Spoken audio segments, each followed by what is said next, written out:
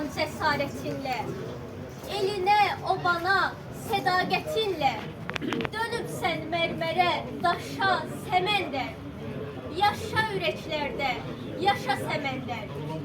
Gezirdin yurdumda şu kartal kimi, ne tez uçup gittin hoş hayal kimi, arzun, mehebbetin bir vüsal kimi, dönüp gözden akan yaşa semender, yaşa yüreklerde, yaşa semender.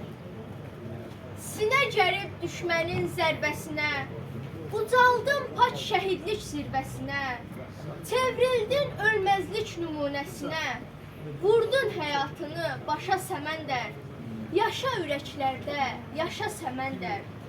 Mərd vətən oğlundan soraqdı büstün, doğma sərçivarda qonaqdı büstün, bizim el obaya çıraqdı büstün, ruhun sərhədləri aşa səməndər, yaşa ürəklərdə, yaşa səməndər.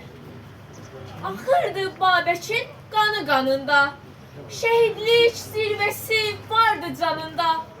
Mən də məzarının yanında dayanıb üstünlə qoşa səməndər, yaşa ürəklərdə, yaşa səməndər.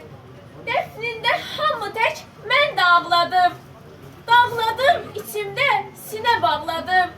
Səni nəsillərə örnək saxladım, toy büsat görmədən sönən səməndər, tabutda yurduna dönən səməndər, tabutda yurduna dönən səməndər.